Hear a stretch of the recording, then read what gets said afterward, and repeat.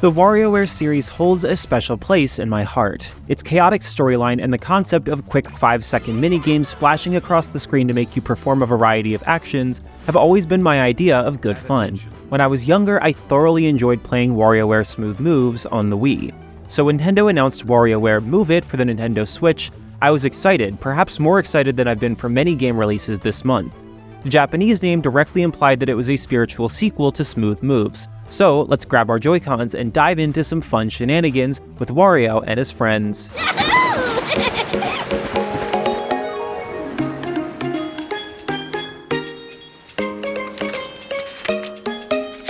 Swim with dolphins and rays? Wait, and mermaids too?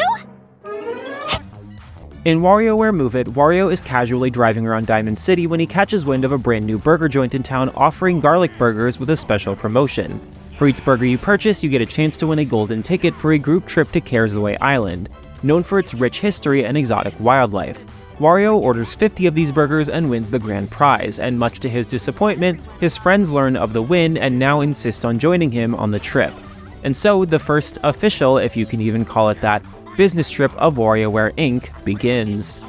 As is typical with WarioWare titles, all of Wario's friends are scattered across the island, each with their own stages, some in duos or trios.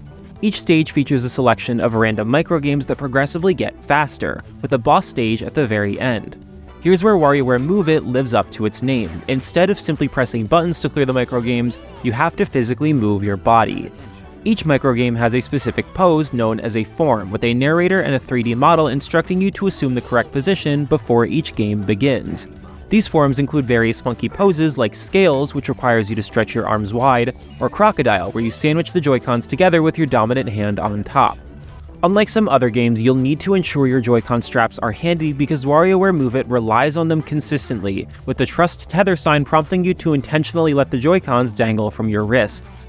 Personally, my main issue with the forms was that there were a couple of times when it wasn't very clear how a specific form should be used for a microgame.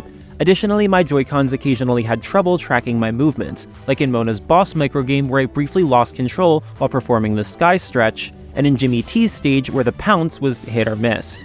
It would have been helpful to be able to recalibrate the controller during certain intervals. While I struggled with multiple game overs during my first run in story mode, I was introduced to an interesting mechanic. If you lose all of your lives, you'll be required to perform a second chance pose. Succeed, and the stage continues with all 4 of your lives restored. Most microgames that I initially failed at became much easier to grasp after the 3rd attempt.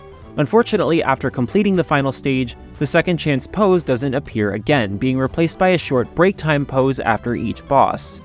One noteworthy aspect is that this is the first WarioWare game where we get to hear Wario's new voice actor Kevin Afghani. Personally, I didn't have much of an issue with his new voice. It's just a matter of getting used to it given that Charles Martinet had voiced him for so long. What did feel a bit jarring though was that many of the other characters in their microgames use a mix of old lines from WarioWare Gold with some new lines added. This wouldn't be a problem except that the difference in quality between the 2 sets of voice clips is evident, and it can feel a bit weird at times. Due to its nature, WarioWare Move It does not support handheld mode, only tabletop and TV mode. Even in tabletop mode, you need to have a wide open area at a distance from the screen to avoid any collisions while performing the movements. You're also limited to only using the Joy-Cons, which makes sense given they utilize all of the controller's sensors, including the rarely used IR camera. While I didn't find this to be a significant issue, it might be a consideration if you plan to play on the go and need to find a TV to dock the Switch for the best experience. One of the standout features of WarioWare Move It is its multiplayer mode. You can engage in a variety of games, such as Medusa March, where you swing your arms to avoid getting petrified by Medusa, and Galactic Conquest, a board game where the objective is to score as many points as possible.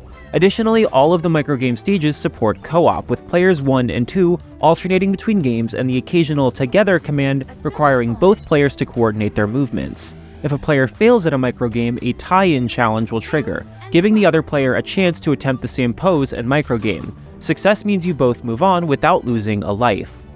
The story mode is incredibly short and can be completed in 2 to 3 hours at most. However, this has been the case for every WarioWare game so far, so it was expected. What's cool is that all the story cutscenes feature full voice acting, unlike the partial voice acting in WarioWare Get It Together. They are genuinely funny and feature an art style reminiscent of an early Sunday morning cartoon, a style the developers adopted since WarioWare Gold. Moreover, there are over 200 microgames to unlock and collect. By visiting the temple, you can practice every single one of them and also receive tips on how to perform some of the forms correctly. One missing feature that I wish had been included in the title is the mission system, present in WarioWare Gold and Get It Together. It served as a nice achievement system with simple missions, such as achieving a certain score with a character or clearing a set number of microgames. Its absence means there are no gadgets to play with, which feels like a missed opportunity, as I quite enjoyed them in the past in this series. WarioWare Move It is a fantastic addition to the WarioWare series, adding a fun twist to the classic microgame formula. It's all about using your Joy-Con controllers to mimic various poses for different minigames, which is a blast but can sometimes get a little confusing. The game's story mode is short but packed with humor and voice acting, and the multiplayer mode is a real highlight for social gaming. There are a couple of downsides, like missing the mission system from previous games and some voice acting that doesn't quite match up, but overall, WarioWare Move It keeps the franchise's quirky spirit alive and is a must-try for anyone who loves the fast and crazy microgames. Noisy Pixel is giving WarioWare Move It an 8.5 out of 10. Thanks for watching, and thanks to our Patreon subscribers for helping keep our independent operation going. Noisy Pixel is run by a group of gamers working hard to give you the latest news, previews, reviews, and more. Go to patreon.com/noisypixel for details on how you can help, and like, comment, and subscribe to keep up with our future content.